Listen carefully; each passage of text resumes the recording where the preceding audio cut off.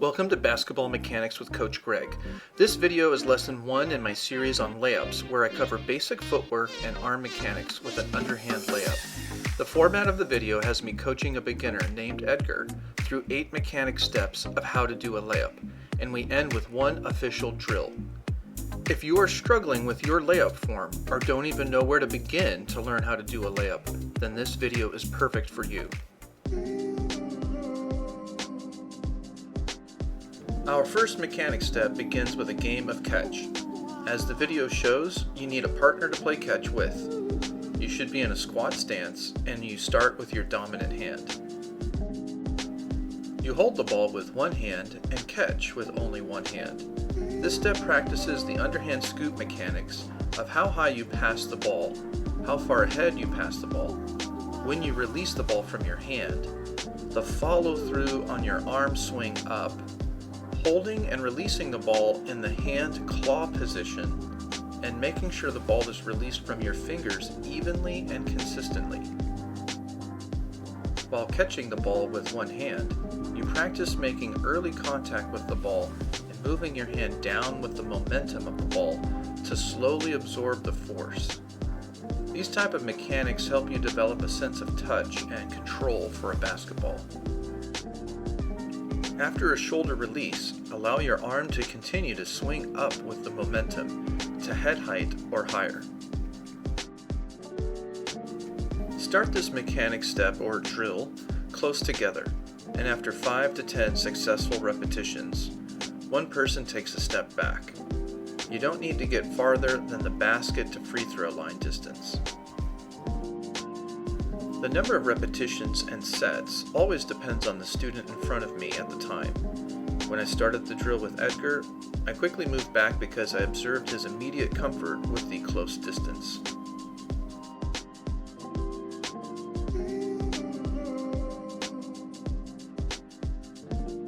The second mechanic step adds a same side leg rise to the game of catch. This step practices the jump mechanics and the required synchronization of the arm scoop when finishing a layup.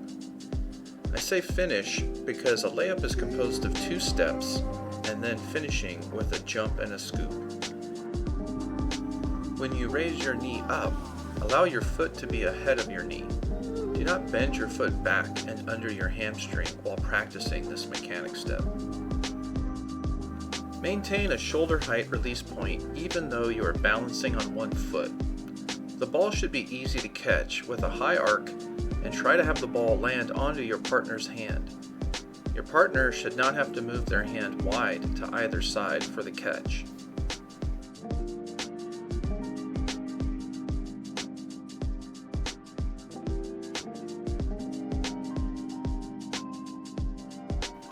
The third mechanic step is a scoop up to the basket, which will bounce off the backboard and drop into the basket.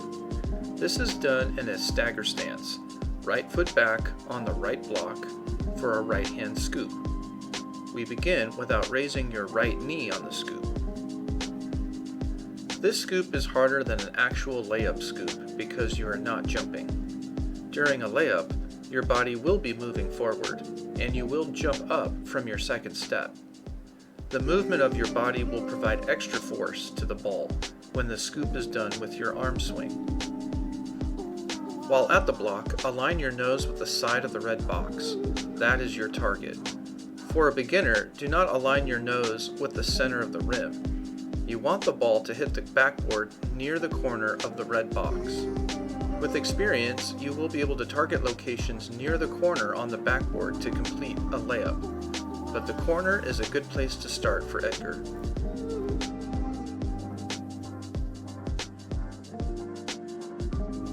After you make about 10 scoops, add the right leg knee rise with the scoop. Again, this is more difficult than an actual layup since you're not jumping up and forward with the scoop. This is to practice the arm and leg mechanics together.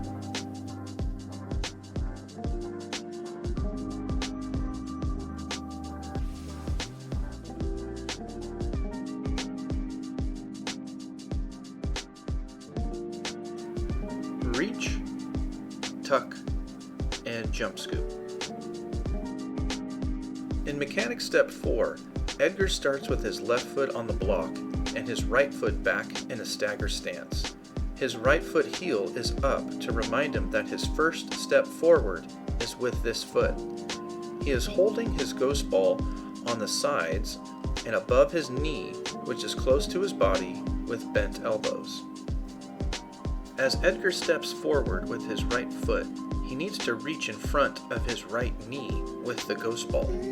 This requires him to straighten his elbows as he reaches with the ball. Next, the left foot moves forward, but the ball needs to be returned close to the body in the abdominal area, in what I call a tuck. From the tuck position, Edgar will lift his right knee up and forward, and at the same time roll the ball to his right hand. Then he will jump off his left foot and scoop up with the right hand.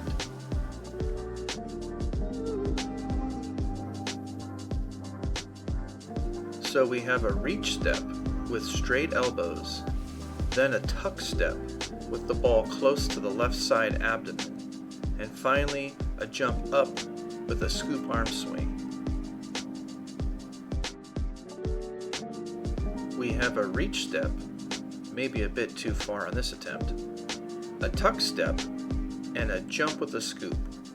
This jump needs to be a jump up though. Reach, tuck, and jump scoop. Drills with a ghost ball allow the student to focus on the footwork and coordination between the lower and upper body movements. I tell Edgar to not overreach on his first step and to land with both feet after his jump scoop. It is easier to correct errors without a basketball to further complicate the process.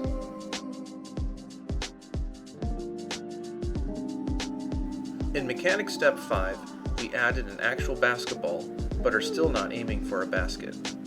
I want Edgar to show me he can do the reach step and tuck step with proper form, and then finish with a jump and a scoop. I tell him to scoop the ball up to about rim height towards me, where I'm waiting off screen. During these repetitions in the tuck step, I am assessing Edgar's ability to turn the ball onto his right hand for a consistent scoop. During the reach and tuck steps, Edgar holds the ball on its sides at the 3 o'clock and 9 o'clock positions. After the tuck step lands, he needs to roll the ball solely onto his right hand and in the 6 o'clock hand position.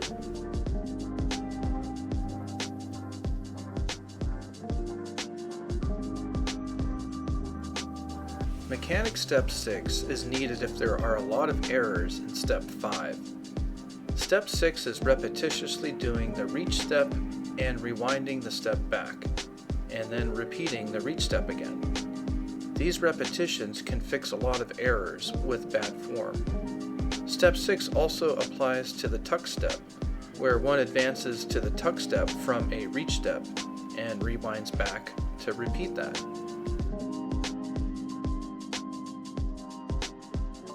Some students may really need this extra step, while some may not.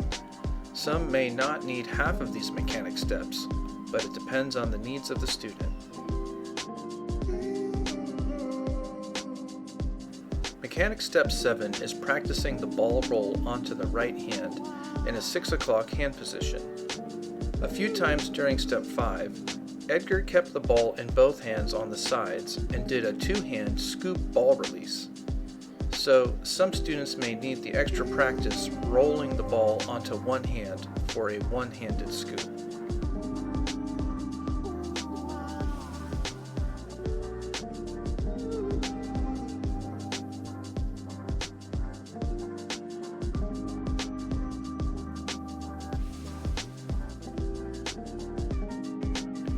For our first official layup drill, I placed the green cone at the second hash distance from the basket and also a little extended away from the key, also known as the paint.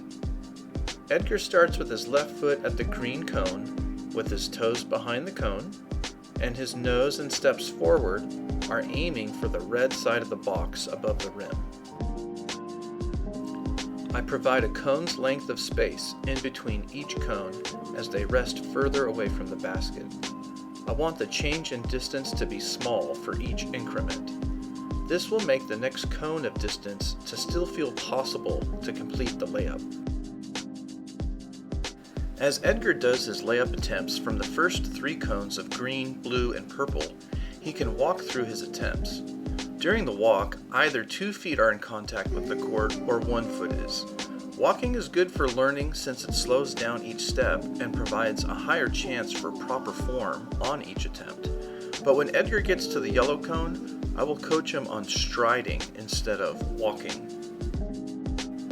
Also during these early attempts, Edgar does not jump up or forward with his scoop. He leans forward too much and reaches with his scoop. But this may fix itself with attempts that begin further away from the basket.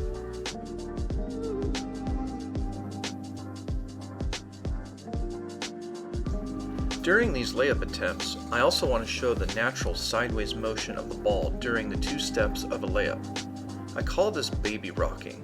The ball gets rocked back and forth from their left side to their right side and into their right side scoop.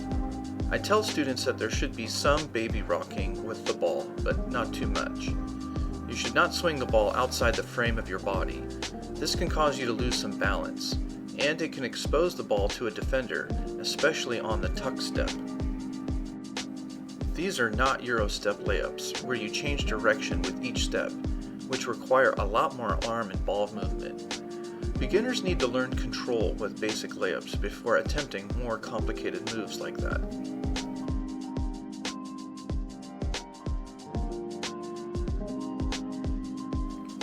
As the layup attempts get to the yellow cone and further, you need to think of your reach step like a sprinter coming out of the blocks. You need to start having an explosive first step to begin covering the greater distance in between you and the basket. Realize you have 2 springs that compress and release their stored force on the first reach step of a layup. Your left knee is a spring and your waist is a spring.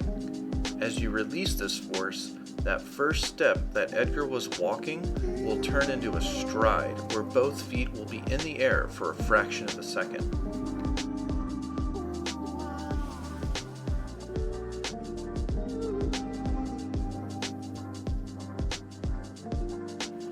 Mechanic step 8 is practicing striding up and down the court. Both feet get into the air and only 1 foot touches the court at a time. A stride focuses on moving forward with both feet in the air, while a jump focuses on moving up with both feet in the air. A beginner needs to execute a stride on the reach step and a jump after the tuck step.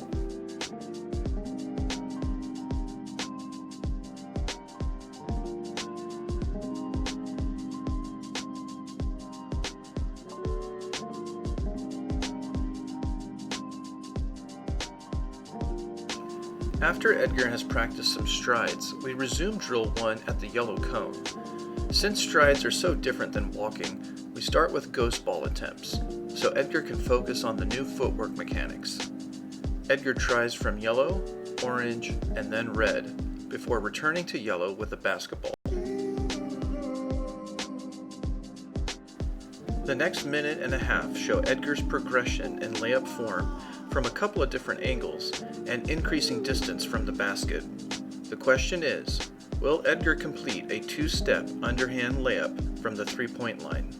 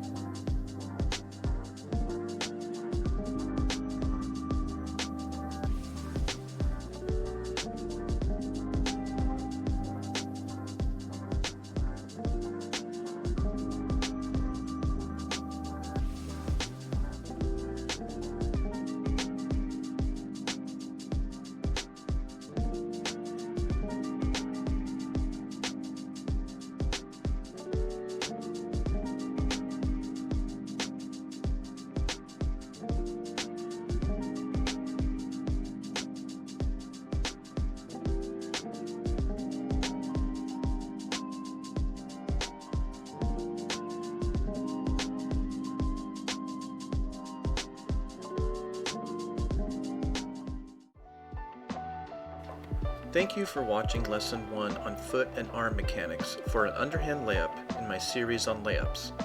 Up next is Lesson 2, where we go over drills to practice underhand accuracy and different angles of approach towards the basket. Lesson 3 covers how to do a layup from a dribble.